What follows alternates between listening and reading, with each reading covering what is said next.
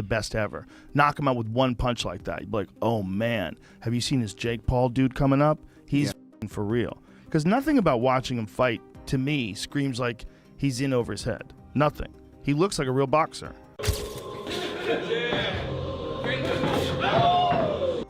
It won't be much different. I think he done well bringing in the right sparring partners. It shows his intent, his focus, his team, what they're trying to do and getting ready for people that come close and throw hooks, and like Sanchez, someone like a Coley who boxes at distance. Joe Rogan is surprised after seeing Jake Paul knock out a heavyweight with just one punch. He points out how quick and sharp Jake looks in the ring, especially his non-stop footwork and hard-to-catch movement. Rogan explains that this isn't fear. It's a smart plan that uses movement to stay safe and tire out bigger fighters. The leaked sparring clips show Jake moving around constantly, which makes sense when getting ready to face a dangerous fighter like Anthony Joshua. Afterwards, you could spar with him. I guarantee you could spar with him. And then just touch your face, just to let you know. Like, you would have been knocked out, but I just touched your face. Just going to touch you a little bit. Move around. You can't touch me. I touch you. Here's a feint, and then it's coming at you. And if he's kicking, you're fucked. But even if he's just using his hands, if you're like some streamer, he wouldn't hurt you. But Sean Strickland's a different animal. Sean Strickland has, he's got this fucking man code, and he believes in it. Like, you got to get your ass kicked every now and then. He spars all the time, spars constantly. And if you agree to get in there with him, you're essentially agreeing to let him beat the fuck out of you, because you don't really have a chance. Like, you have no chance. But in Sean's defense, when he lost to Alex Pereira, one of the first things he did was go to Connecticut to Glover Teixeira's gym where Alex trains and train with him. When he was training with Alex Pereira, he was light sparring. So this is fucking light. Find the video of Sean Strickland training with Alex Pereira, because he's smart. Because you can't, that guy's not sneako. You can't just tool off. That guy already knocked you out. Like, Pereira knocked him out in the first round. He hit him with a left hook and then a right hand as he was going down. Joe Rogan reacts to a sparring clip where Jake drops his opponent to one knee. He points out Jake's strong looping punches, especially his overhand right. Rogan says Jake's size, athletic ability, and natural power are easy to see. He also notes that Jake hasn't fully mastered the body twist and rotation used by top boxers and sometimes throws punches with just his arms. Even so, Jake is still very effective in the ring. I mean, that was a full force shot to the temple. I mean, he's Fucksville right now. So they wipe off his gloves, but you look at him like he's really feeling it right now. Jake's strength and power have been growing over time. His coach says these moments aren't rare. In training, Jake often controls his sparring sessions. He shows that a smaller, faster fighter with strong punches can challenge bigger opponents. This matters because many fighters underestimate shorter, quicker rivals. The sparring videos prove this, showing Jake landing clean shots, staying aggressive, and keeping even skilled partners on defense. Get out the wagon, what is you saying? 'Cause I am not playing it. This isn't back in the day again.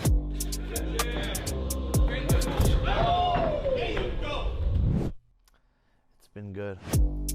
Mikey. Better watch out, buddy. Don't charge at me, buddy. I got dynamite.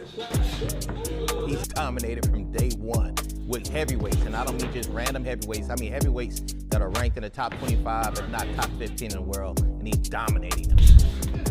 Joe Rogan points out that Jake Paul has grown a lot physically, not just in skill and power. When Jake first started boxing, he weighed about 182 pounds. Now he is expected to weigh between 215 and 220 pounds. This added size comes with more strength and experience. Rogan says that having power, size, and ring experience makes Jake a much tougher opponent than before. Every fight helps him learn how to face different styles and stronger fighters. Fixed, Jake Paul would not survive 45 seconds. I don't know about that. I think it would take a few rounds. Really? But yeah, first of all, Jake is a lot bigger. Jake's a lot bigger. But what weight would they fight Well, at? I don't think Jake is getting anywhere lower than 205 pounds. He's a huge guy. Jake's improvement hasn't gone unnoticed. Rogan continues to show him respect, even when many critics do not. Some fans and commentators dismiss Jake because he started as a YouTube star. Rogan says that labels shouldn't take away from what Jake has done in the ring. If Jake didn't have that image, his wins would be praised more fairly. His 121 professional record with 7 stoppage wins shows the skill and power he brings to boxing. this perspective. If Jake Paul wasn't Jake Paul, if he wasn't this YouTube guy, he was just a boxer, and you see a boxer knock out the former UFC welterweight champion, not just the former, but one of the best ever, knock him out with one punch like that, you'd be like, oh man, have you seen this Jake Paul dude coming up? He's fucking for real. Because nothing about watching him fight, to me, screams like he's in over his head. Nothing. He looks like a real boxer. He looks like a real boxer. He doesn't look like a guy who's attempting boxing. That's the difference. The feints, the foot movement, the way he lands shots. He fights like a boxer. He doesn't fight like a guy who's trying to box in a celebrity boxing match. He fights like a boxer. No, because if he wasn't that guy, I'm saying if he wasn't that big YouTube star, and you just saw him as a boxing contender, you'd be like, that dude's got dynamite in his hands. Jake Paul's public image also makes him stand out. He often acts in ways that upset critics and rivals because he feels his hard work isn't respected. Even with doubt from the public, his record is impressive for someone who started boxing only a few years ago. His athletic skills, smart planning, and showmanship help turn every win into proof that he belongs in boxing. His strong confidence, sometimes seen as too much, makes people split in opinion, but it also shows how much he believes in his training and ability. With that one punch, or obviously he has a lot of power punches. If you get caught, of course, he's gonna defeat you, but I don't believe he can land those punches. And he lands them on the bigger, slower guys who are sitting right in front of him. Everyone's like, did you see Francis Ngannou, what he did to Francis Ngannou? It's like the guy's feet stuck in mud. He's just sitting there, didn't do anything, and just got fucking nailed with a big-ass shot. Yeah, So you have to admire how deluded Jake Paul is, innit? You have to. If I get hit with that Shay, shot, if the 17 streak, appreciate you. You have to admire I don't him. believe he's going to hit me with those shots. Anthony Joshua has recognized Jake's serious training. One important part of Jake's work is choosing his sparring partners. He trains with top heavyweight fighters who all have different styles. This helps him learn the division better and adjust his own skills. Facing many styles prepares Jake for the surprises of real fights, building both his stamina and his ability to think fast in the ring. Jake sparring some really, really big dudes in preparation for this fight. Yeah. How would that differ from when you fight him on Fight Night on Netflix this Friday, December 19th? It won't be much different. I think he done well bringing in the right sparring partners. It shows his intent, his focus, his team, what they're trying to do and getting ready for people that come close and throw hooks in like Sanchez, someone like a Coley who boxes at distance, Anderson who's awkward, and maybe other people that we haven't even seen. But I think it'll be good preparation for the real thing on Friday. Okay. The upcoming fight between Jake Paul and Anthony Joshua has sparked a lot of talk among boxing experts. Spencer Oliver, speaking on TalkSport, asked if the fight could end in a surprise, comparing it to the FA Cup, where anything can happen. This shows the excitement around the match and reminds fans that in boxing, good planning and strategy can sometimes matter more than reputation or past wins. Disney star turned YouTube boxer, and now he gets the opportunity to fight Anthony Joshua. The crazy world we live in, but we will all watch it for sure. Yeah, that's true. You feel a bit like rubbernecking, but you can't help it. I mean, from Anthony Joshua's point of view, so if he dances around him, everybody's going to feel shortchanged. If he sort of knocks him out after two punches, I don't know. I don't know what the expectation is of the audience, really. Yeah, do you know what it is, Paul? I think that for Anthony Joshua, from his side of things, look, he's been out of the ring since that defeat to Daniel Dubois back in September. And for Anthony Joshua, it's all about going through the motions and getting back into the swing of things, getting back to winning ways. We know that he was going to. We now know that he was going to box November the 22nd in an 8-rounder against a top 100 fighter. This opportunity's come up and he goes from probably earning $1 million to $70 million. What would you do? You'd go for this because he's going to go through the same motions. He's going to get in the dressing rooms, have his hand wrapped, get warmed up, do that ring walk, get into the ring, smell the arena. That's what it's all about for Anthony Joshua, getting back into winning ways, getting rid of some of that ring rust. Then I believe we see him obviously again in the ring, probably in February time, something like that, against a much better caliber of opponent.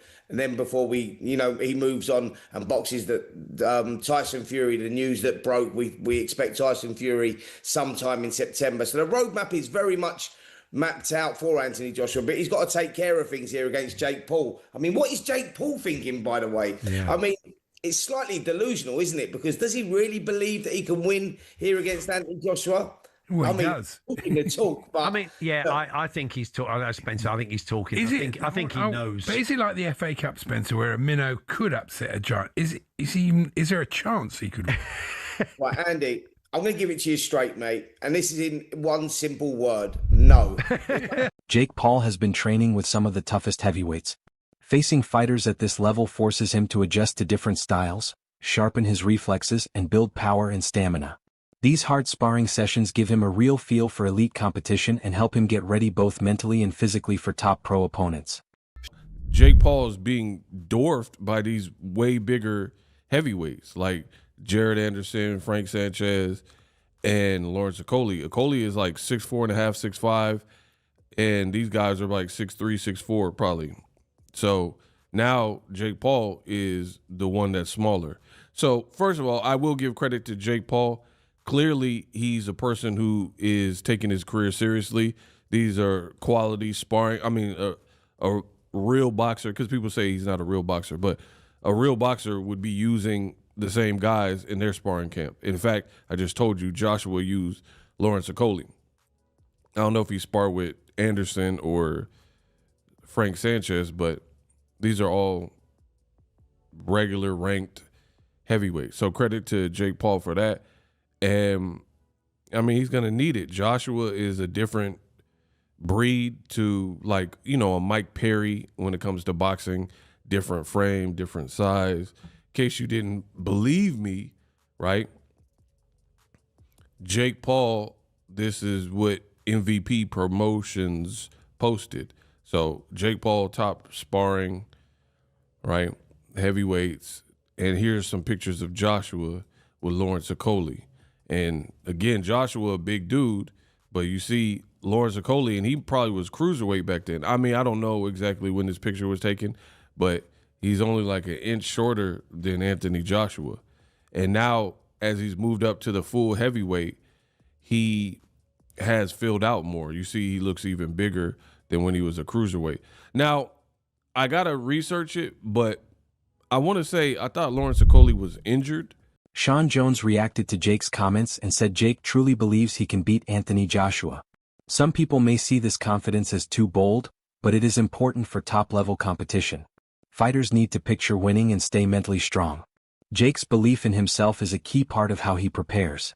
Of taking dives, it's a really harsh punishment. So let's just say in the mad world that we live in that Joshua somehow loses this fight. The big narrative is going to be that Joshua took a dive for the money. Do you honestly think he would risk his entire life, his reputation and his legacy for Jake Paul? Of course not. So I just think we need to drop this narrative that if Anthony Joshua loses, he took a dive. And look, I did actually say that in my first video announcing this fight. I said if Joshua loses, how is it not rigged? However, I was exaggerating, I wasn't being serious. So let's jump into some footage of Jake Paul watching Joshua and listen to what he says after he finishes watching this Joshua video. I just really like, I've got a good team, I've been through ups and downs, I've stood the test of time, I'm passionate, I'm hungry, and I'm still here ready to fight my heart out. So. What a jolly lad he is, you know? Just a bubbly guy. Bubbly guy. Gotta love him, bro. Gotta love him, but he's gonna fucking die. Look at this, bro. I'm always training. I can't get over the fact that Jake Paul just said Anthony Joshua is going to die with extreme confidence. It's like he knows something that we don't know. In all honesty, I was thinking, do I put £1,000 on Jake Paul to win and potentially make 8-10 grand back? But I'm not really a betting guy. Every time I put money on the line, I always get the prediction wrong. I might put 20 quid on Jake Paul to win. That should get me about £160. So I might be able to get a one-legged prosy in Dubai with that. Oh, okay. And it's not just Jake that's confident, it's his whole team. That's what I'm gonna get Isola for Christmas. Anthony Joshua's head, nigga, just on the platter. I mean, as they should be. But when someone's going into a fight that they know they're going to lose, generally you can sense it. The stuff that the fighter says, they never really answer the questions directly. They never make a solid prediction. The coaches will kind of dance around the topic. They will overly praise the opponent a little bit too much. Eddie Hearn talks about the fight between Jake Paul and Anthony Joshua, pointing out the big size and skill difference. He says AJ can end the fight anytime depending on how Jake moves. Jake, being closer to cruiserweight, might last a round or two by dodging and holding, but one clean punch could end it fast. Hearn warns that AJ won't take it easy, and if Jake tries to trade punches, it could be dangerous. He finishes by saying they want to end it quickly and enjoy the win. Real quick before I get out of here, Jake Paul, AJ, what round does AJ do with him? Whenever he wants. Just tell me. Whenever he wants. But, you know, it's like, it doesn't... Jake Paul, obviously he's not a heavyweight, right? Or he's a cruiserweight. For a heavyweight, he will move well with decent speed. So it all depends what Jake Paul does. If he wants to go in there and somehow try and survive 1 round, 2 rounds, by moving around, holding, like, you know, there is a chance to do it. As soon as he gets hit clean on the chin, the fight's over. So when that will come, it could come in the first 20 seconds. It might come in the 3rd round. I don't know. Like, is AJ going to carry him? No, absolutely never, ever, ever, ever. Because if you carry people in boxing, it's also dangerous. Like, you can't. You know, at the end of the day, Jake Paul is not, in my opinion, a world-class fighter. He can still punch. He's a decent size, and if you fuck around and then you end up trading up and getting caught, how embarrassing would that be? So we want him out of there ASAP, and we want to take the money, and we want to go and have a nice Christmas. Barry Jones, a former Welsh boxer and analyst, adds his view. He wishes Anthony Joshua well and says this fight won't be fixed. The matchup is real and fair, showing the sport's honesty. Having experts and former fighters talk about the fight proves Jake Paul is growing as a serious contender, with his training and skills being judged alongside top professionals. Professional game with this Jake Paul fight. Obviously, I saw Wilder, he disagreed with that comment. What do you make of that? When you see Anthony Joshua taking however much money to fight Jake Paul, do you think he's done in the professional game? If he is, it's his last fight, good for him. I'm not just saying to be his friend, I don't care. I mean, good for him. I mean, what a way to go. 50 million, even if it's half of that, it's like, it feels like free money. I mean, Jake Paul might prove us all wrong. I mean, but you wouldn't bet a penny on it, would you? I mean, people go out the first right hand that Joshua hits him with, forget about that. The first proper jab he hits him with should be enough for Jake Paul to go, oh, I don't fancy this. And then the downfall starts very quickly. That's what should happen. What happens, we're not quite sure. Because, you know, it won't be a fix. I mean, you can't say that because you'll get sued. Yeah. And also, it's a federal offence. But you can carry a fighter. You can do what you want in that ring. I mean, you can make the fight go long or short. And Joshua, you think, would have the size and ability to do that. So he can do what he wants. And so there might not be an agreement there, but he might want to take it long. I don't think he would. For the sake of boxing, you think he'd want to knock him out. But when Mayweather boxed McGregor, no, for the sake of boxing's sake, he could have got rid of him in 2 rounds. And he could have. And he chose not to. For whatever reason, maybe for a want for another rematch, he made it look competitive. And McGregor, I'm not saying he's a bad boxer, but you know, you're talking about different levels. It's crazy. I mean, I was on doing Sky podcast the other week, which I do every other week, and we had Vidal Riley in, British cruiserweight champion, a very, very good fighter on the up. And we said to him, if you were boxing Anthony Joshua tomorrow, it would be a mismatch. There's no disrespect to you. You're too small. You want a British title. You're on the way to European level and maybe world level. I think he probably will get there. That's all for today's video. Stay tuned for the next one.